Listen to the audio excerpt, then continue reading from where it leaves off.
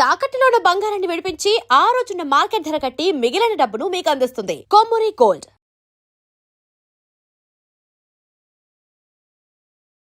నమస్కారం ముల్లపూడి సత్యనారాయణమూర్తి గారు. నమస్కారం సార్ ముఖేష్ అంబానీ గారు. ముఖ్యంగా సార్ వంగా బాబా కాలజ్ఞానం గురించి మనం తరచూ వింటూ ఉంటాం. సో మనకు భారతదేశంలో బ్రహ్మంగారి కాలజ్ఞానం గురించి బాగా తెలుసు.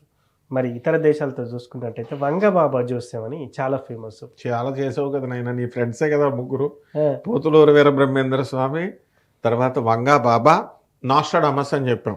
ఎస్, మరి ముగ్గురు కూడా కొన్ని వందల వీడియోస్ చేసాం. అసలు ముఖేష్ అంటేనే మొత్తం కాలజ్ఞానం, పోతులూరు వీర బ్రహ్మేంద్ర స్వామి వారి కాలజ్ఞానం, వంగా బాబా జోస్యం, తర్వాత మన నాస్ట్రాడమస్ పాస్టులేట్స్ అన్నంత పేరు వచ్చింది నీకు. సో ఏంటి సార్ అసలు ఈ వంగా బాబా జోస్యం అనేది నిజమేనా? అంటే బ్రహ్మంగారు ముందే రాసి పెట్టారు, సజీవ సమాధి అయ్యారు, అది వేరే విషయం. కానీ ఇతర దేశాల్లో వంగబాబా జోస్యం గురించి చాలా చెప్తా ఉంటారు. ఎందుకంటే అంధుడైన చూడలేడు, కానీ ఏం జరుగుతుందో చెప్పగలడు ఆడామె. సో ఏంటి అసలు ఈ వంగబాబా కాలజ్ఞానం ప్రకారం అన్ని నిజమవుతాయంటారా ఎట్లా? దిలీప్ శర్మ, నీ ఫ్రెండ్ దిలీప్ శర్మ కాలజ్ఞానం అని కూడా ఉంది. మొన్న మనం పోతులూరు వీరబ్రహ్మేంద్ర స్వామి వారి చెప్తుంటే ప్రతిదీ దొంగ కాలజ్ఞానాలు చాలా వందలు ఉన్నాయి, చాలామంది రాశారు ఆ కాలంలో కూడా. కానీ ఒక్క వీరబ్రహ్మేంద్ర స్వామి వారి కాలజ్ఞానమే కరెక్ట్. మనం అవి చెప్తుంటే జనాలు చచ్చిపోతారా, మీరంతా జాగ్రత్తరా నాయన, అధర్మం వైపు వెళ్ళకండి, ధర్మం వైపు వెళ్ళండి అని మనం బ్రహ్మంగారు పోతులూరు వీరబ్రహ్మేంద్ర స్వామి వారి కాలజ్ఞానం చెప్తుంటే జనాలకి ఏంటి, ఈయనకేం తెలియదు అని వాళ్ళకి ధర్మంగా ఉండమంటే ఉండరు కదా. చికెన్ తినకూడదు, మటన్ తినకూడదు అన్నాం అనుకోండి, మందు తాగకూడదు, మండుద్ది కదా. కాబట్టి అలాగే ధర్మంగా ఉండండి ఆయన అని చెప్పాడు ఆయన.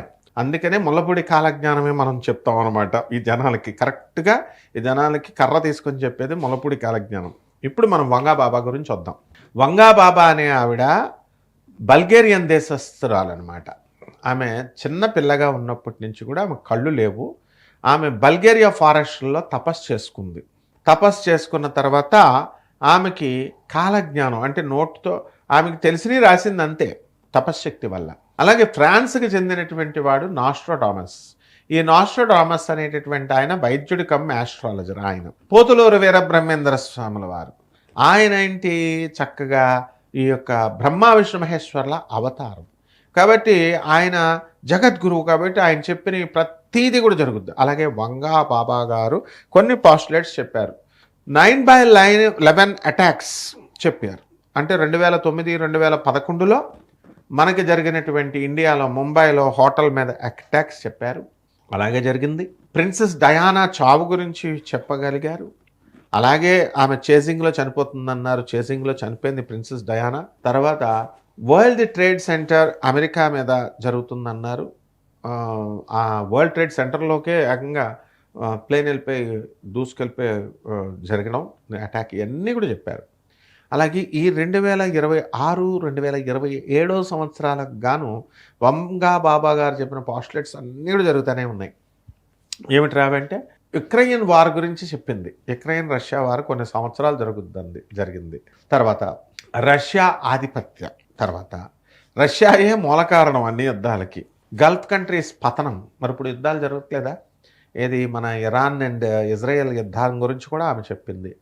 యుద్ధం జరుగుతూ వాళ్ళు కొట్టుకుంటుంటే మధ్యలో గల్ఫ్ కంట్రీస్ మీద వేసేస్తున్నారు, దుబాయ్ అరబ్ కంట్రీస్ మీద. వాళ్ళు బాగానే ఉన్నారు. ట్రంప్ ఇదంతా చేయిస్తూ ఉంటాడు. ఉగ్రవాదాన్ని మరి ప్రోత్సహించినప్పుడు లేదా ట్రంప్? అప్పుడు పాకిస్తాన్ వాళ్ళని రెచ్చగొట్టినప్పుడు లేదా భారతదేశం మీద?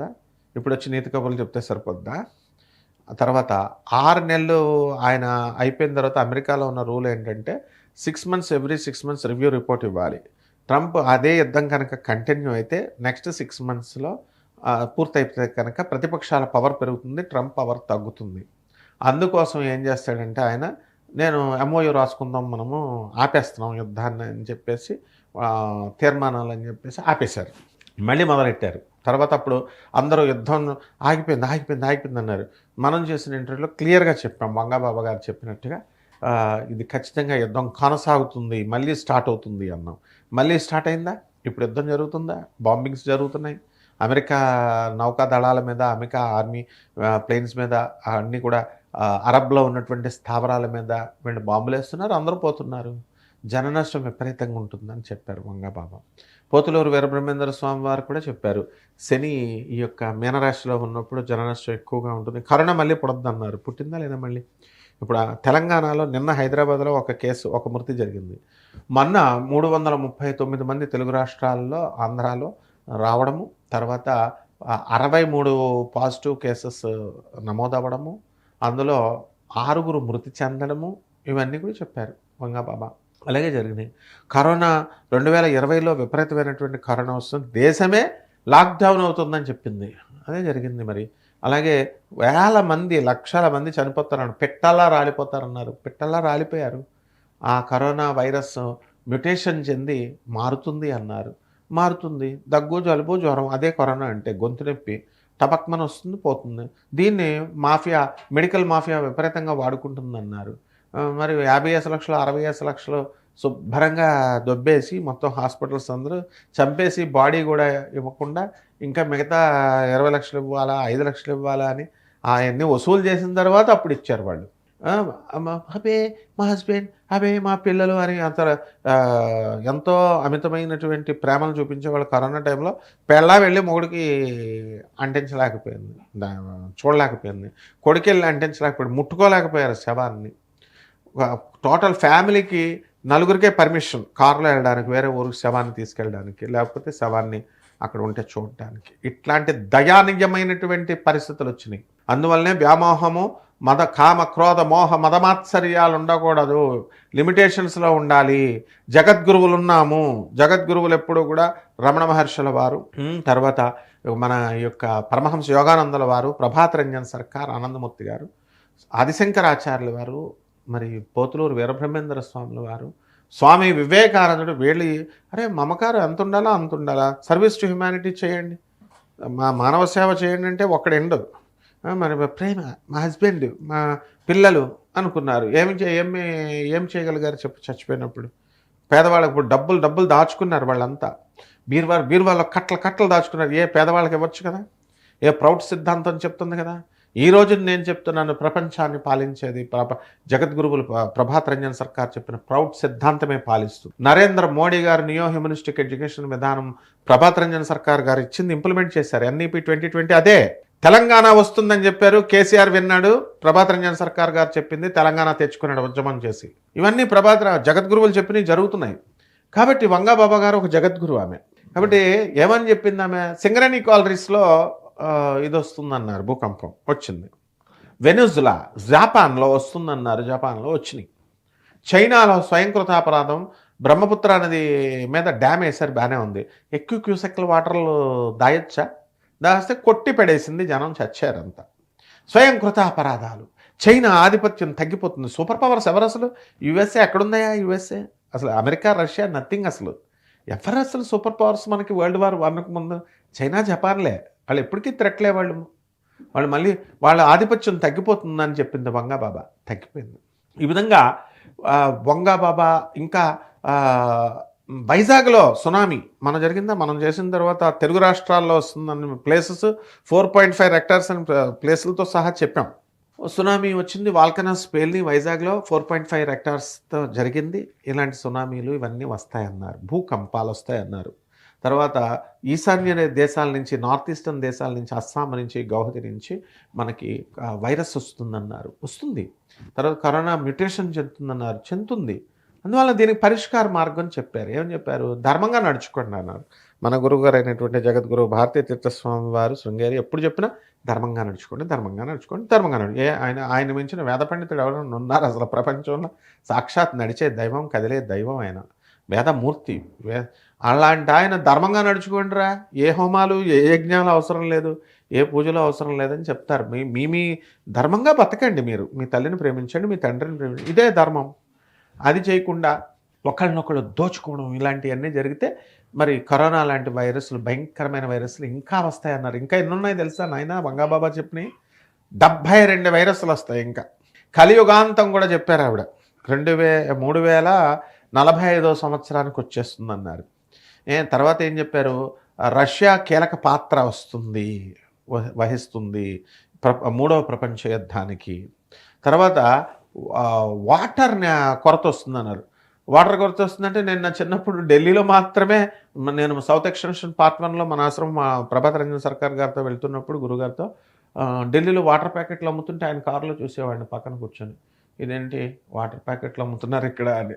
మన రాజమండ్రి కలకత్తాలో అప్పుడు ఇంకా అమ్మడవట్ల, కలకత్తా ముంబైలో అమ్మడవట్ల.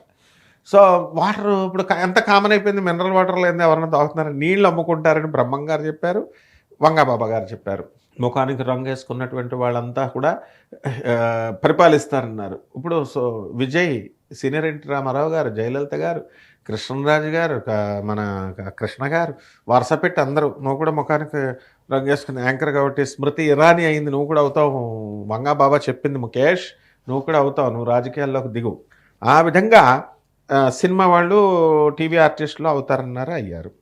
అలా ఆడవాళ్ళు రెచ్చిపోతారన్నారు, ఎథిక్స్ తగ్గుతాయి కాలం వెళ్ళే కొద్దీ అని బ్రహ్మంగారు చెప్పారు, ఈవిడే చెప్పారు.